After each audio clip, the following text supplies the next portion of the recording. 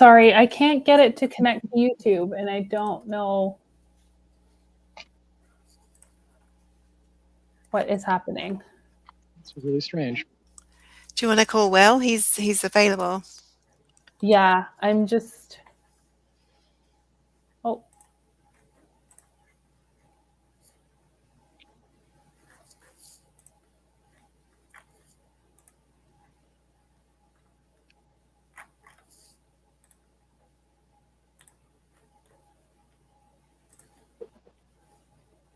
Oh, okay. The connection is excellent. Okay, I think I'm in now. Awesome. Amazing. Double check. Why doesn't I want to go into the studio? Okay, let's see what happens.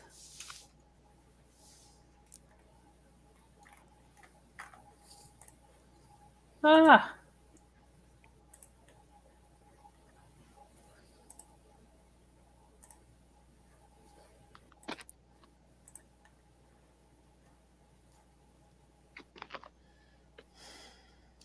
Okay. Sorry, I just need to add my files, and then for the video. Hi everyone. Just give me 1 second. Okay, we still have 1 minute. You can do it, Peggy. It's all good. Hello everyone. Okay. Am I getting a 5, 4, 3, and then 2, 1, or? Yeah. Oh, what is happening? I can see it go live. Oh.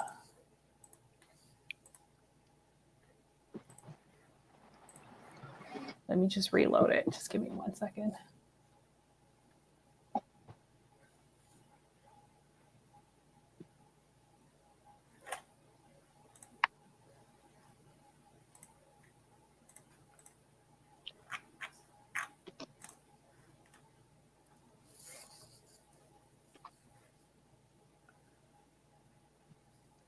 It's not, yeah, I don't know why.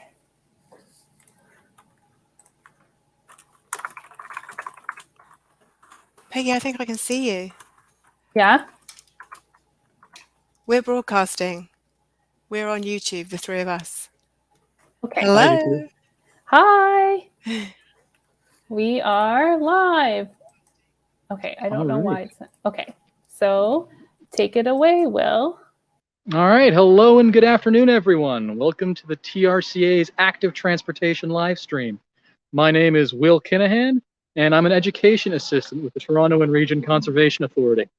Today, we're going to be going through this lovely neighborhood as we make our way to school. We're going to be walking because it's a type of active transportation.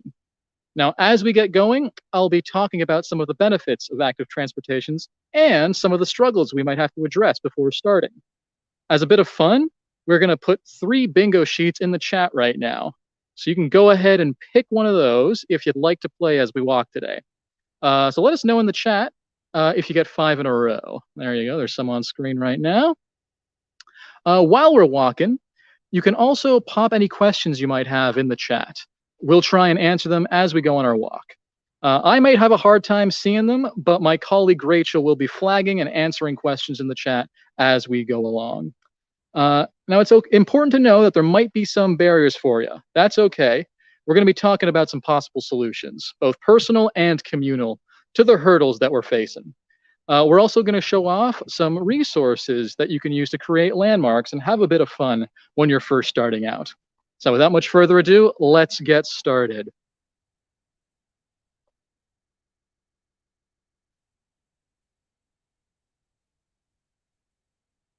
All right.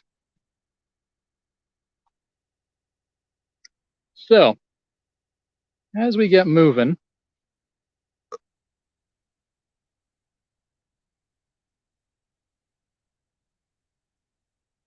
as we're walking out today, so it's important to know to what active transportation actually means. So active transportation is when you use people power to move from one place to another.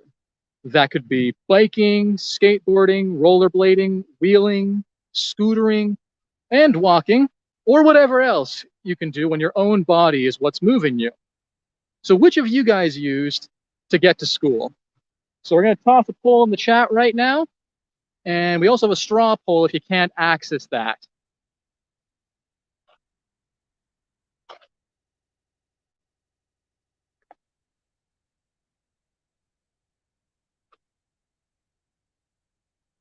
So things like cars and trucks, they're not forms of active transportation, but passive.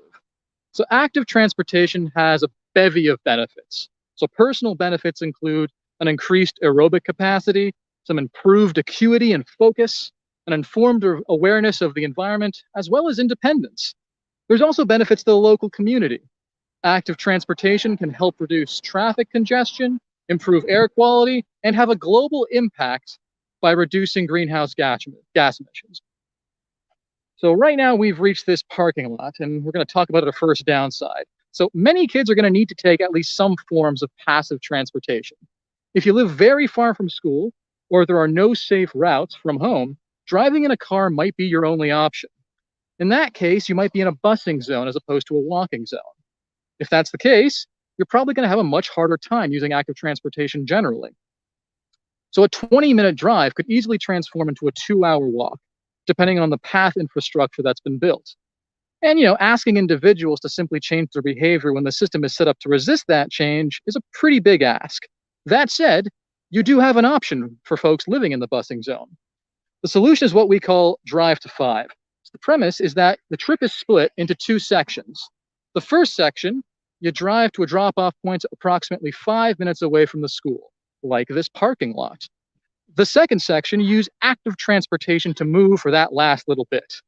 This allows students to reap the benefits of active transportation while minimizing any inconvenience that it might cause. It's also a pretty modular solution. People who find the 5-minute walk a bit too short can make it a little bit longer. And if the 5-minute walk doesn't have any safe options or safe routes, you can take a shorter distance. That's safer. Now, distance isn't the only roadblock. People with mobility issues and disabilities have more limited options for transportation. For certain mobility aids, infrastructure may not be as ubiquitous as it ought to be. As a result, it will take a little bit of planning and scouting to engage in active transportation. Now, that said, many pedestrian paths are accessible. Wheelchairs, crutches, and canes can be used on them without much difficulty. With some forethought, routes to school can be planned. So use of the infrastructure in places encourages governments and community members to improve and expand on the existing infrastructure. Not only does it help those with disabilities, it also helps others. Seniors who have difficulty moving benefit from the light exercise, and able-bodied people suffering an injury can also benefit from ramps and wider walking paths. Now, we're going to show you guys a little bit of a video of us using the stencils that you guys might be able to see as a way of landmarking your routes to school. You're looking to make your community more active transportation friendly. Now, before we head out with our chalk and our stencils, there's going to be a couple things we need to know. So follow me and come on over here. Be sure you're using a safe sidewalk and pick a route that is commonly taken to school. Make sure that you have your teachers or adult supervision while doing this. If you look here, well, I found a nice little spot, it looks like it, right here. What do you think about it? It's good? Definitely not. We can see that I'm in a parking lot here. Parking lots, driveways, or other laneways should not be chalked on. Let's think about another place that might be really good. Come on over here. I think I have another spot that might work really well. Now that I found a safe spot, right here, what do you think about it? Yeah, definitely. This is a great safe spot. It's on the way to school, and students use this path all the time. I'm going to place both stencils on the ground, and I'm going to get ready to start coloring them in. Oh, I just got to make sure it's the right way. Perfect. I'm going to use my chalk that I have here. Now I'm going to color in within the lines of the stencils. I can use different colors, and I can be creative with it too. It's definitely a lot of fun. I can work with a partner. One person can hold the stencil while the other colors in. Don't worry about using different colors too. If I need to do any touch-ups afterwards, I can always do that. Don't worry about being perfect. You can be creative with this too. Remember, it's for you and the community around you to interact with the space in regards to active transportation and getting to school safely. We have 3 different stencils. As you saw, we have the squirrel, we have our butterfly, and we also have this frog one too. We're going to demonstrate how to use each of these. Now you can see here I've done lines in different ways. Be creative with it. It doesn't have to be one just straight line. Come on, follow me. We're going to follow the line all the way to the end towards the acorn, just as squirrels do, collecting their acorns. I'm going to become a butterfly at our flutter one, and I'm going to fly just like a butterfly and collect the flower, which should be at the end. That was my error. And then the last one that we have is our frog, and we're going to hop like a frog, and it's super fun, hopping along our stencils. Thanks for watching, everybody. We hope you enjoyed this video. We're looking forward to seeing what you can create for your school community and the community around you. Now get out there and start using those stencils. Awesome. Thanks, Will Sorley. So we showed off some stencils right there, some way to make some great art. And we talked about some of the obstacles and downsides to active transportation. So now let's talk about some of the benefits you might get. So are there any benefits that people in the chat can think of to moving in the morning instead of driving? Give you guys a little bit of time to think about that as we approach this lovely foresty here. Well, I can list them off in the meantime. So mentally, early in the morning, when you're crawling out of bed, if you're anything like me, you feel sluggish and exhausted. Waking up is pretty exhausting. Driving in a car actually helps put you back to sleep.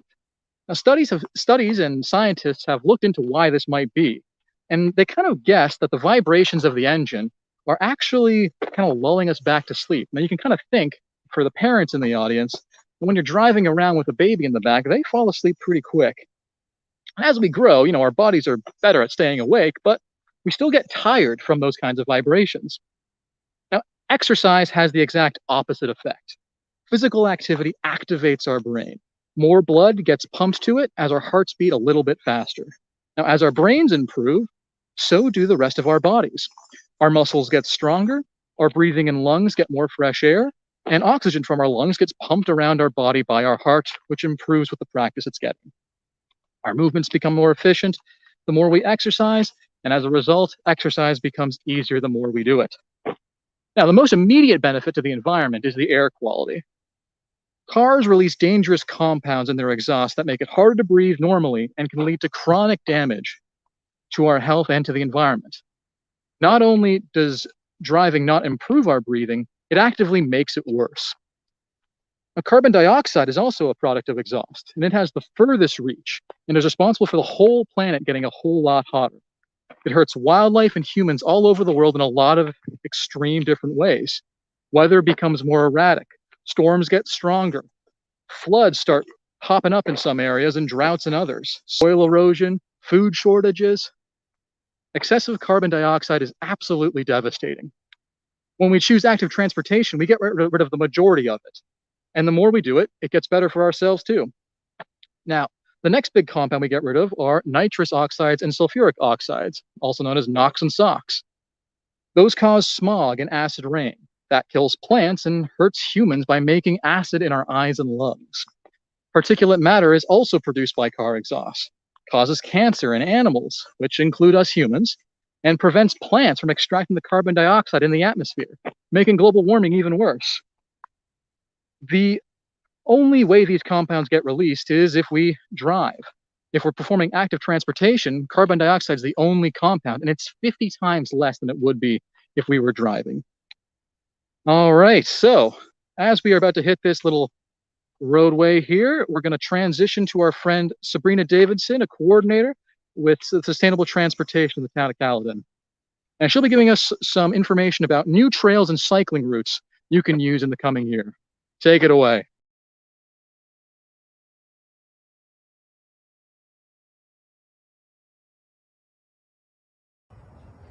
Hi everyone, my name is Sabrina Davidson and I'm the Sustainable Transportation Coordinator at the town of Caledon. First off, we'd like to thank the TRCA for the opportunity to highlight some of the wonderful cycling and pedestrian facilities that Caledon has to offer. This year we added 120 kilometers of brand new cycling routes in Caledon and increased total cycling routes to 200 kilometers. So now's the perfect time to get out on your bike or on the trails and explore Caledon. We also recently installed a pedestrian and cyclist traffic counter along the Etobicoke Creek Trail. This type of data collection is important to us as it helps us understand when and how our trails are being used, which will ultimately inform us on future trail demand.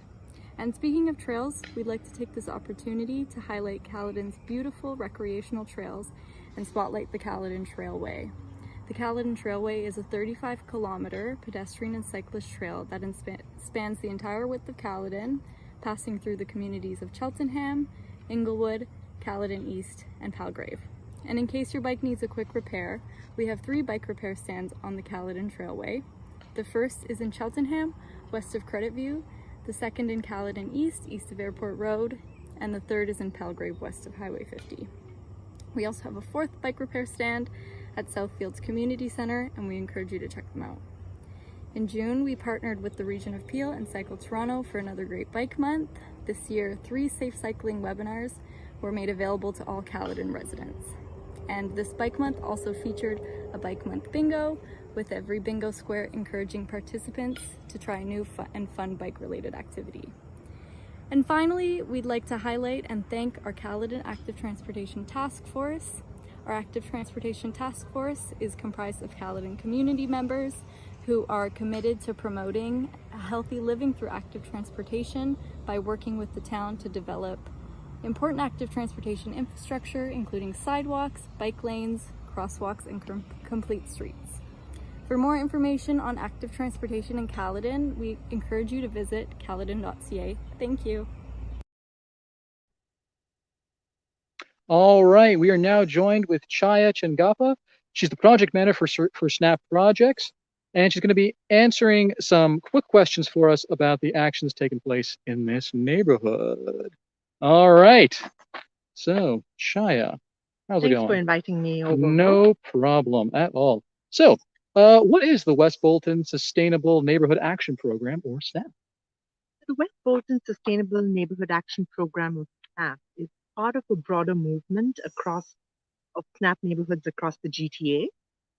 SNAP program is all about focusing on older neighborhoods, working with a variety of partners and coming together to work on strategic projects that tackle climate action from the ground up. This West Bolton SNAP has been developed in collaboration with the town of Caledon, the TRCA, and the region of Peel. And it's a comprehensive action plan on neighborhood revitalization. And it brings together or integrates community interests with sustainability objectives. And the overarching theme is to bring people, nature, and places together. So the actions in the West Bolton SNAP have been developed through extensive community engagement and has been approved by the town council in 2019. Oh, awesome. So what kind of initiatives are recommended by the action plan for specifically with active transportation in mind? Sure. So connectivity, both physical and social, has been the key interest that has been expressed by this community. So building on this concept of connectivity, we designed or co-designed a Trails and Places master plan. And this was co-designed with residents, with educators, students, with the staff of the region, the town, and the TRCA, as well as community organizations. This is really a long-term vision for active transportation, enhancement of our active transportation, and revitalizing destinations in the West Bolton SNAP neighborhood. The walking trail has 4 distinct walks, each with its own set of characteristics and proposed interventions.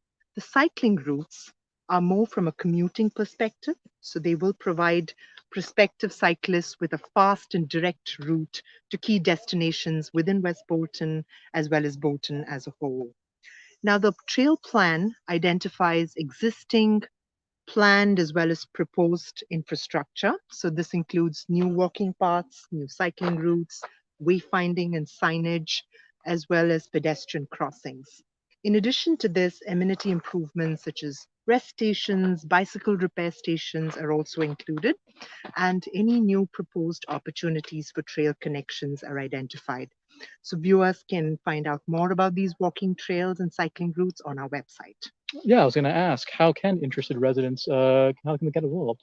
Sure. So interested residents can reach out to us on our can link to our website. They can also email me or contact me via phone. I think my email and contact information will be provided in the chat.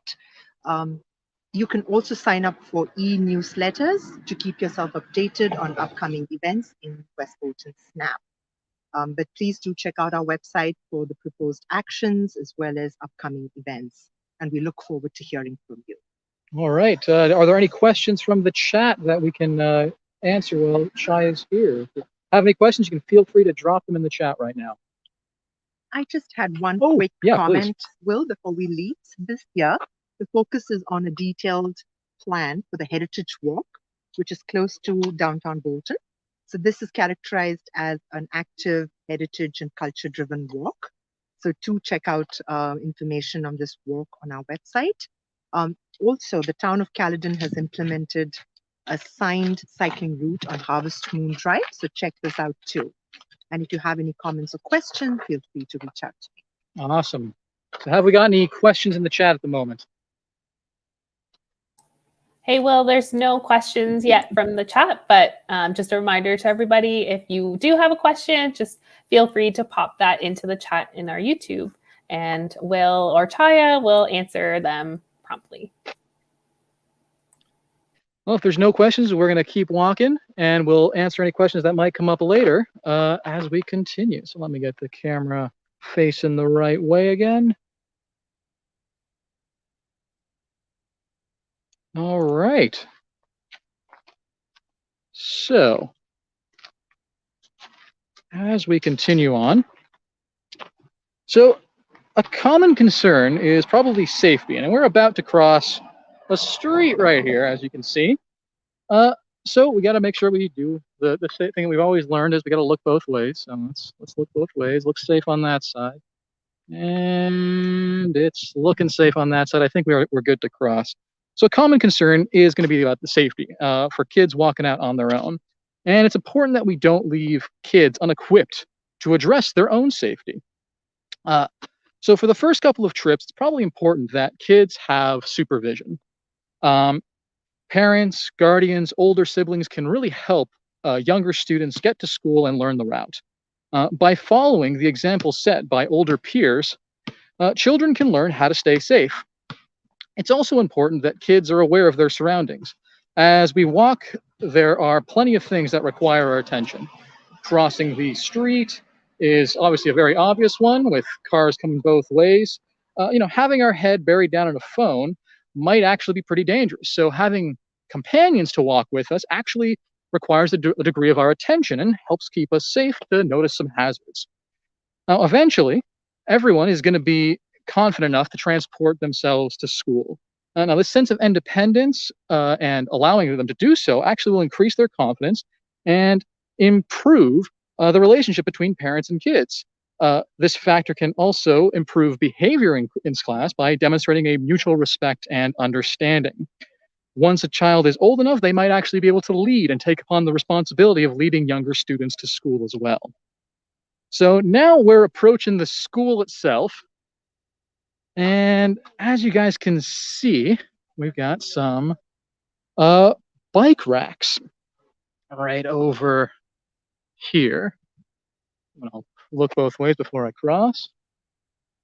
And then I'm going to cross. So as you can see, these bike racks are going to be used all throughout the school year by students coming in, using their active transportation. And I hope to see them absolutely filled when September rolls around. Enough that the school is enticed to start installing a few more to make sure that there's enough room for everyone. So as we begin to close in and approach the entrance, I'd just like to thank everyone for joining us today. I hope you guys have learned a little bit about active transportation and start making the plans for the new school year. Before we sign off, I'd just like to credit the Toronto and Region Conservation Authority for helping put together this presentation. And the project itself was made possible through the financial support of Green Communities Canada and the Government of Ontario. I hope you guys all have a great day. And if there's any questions, we can hang around for a little bit and answer them before we sign off. As we close in on the entrance, that'll be that. If not, I hope you guys all have a great day.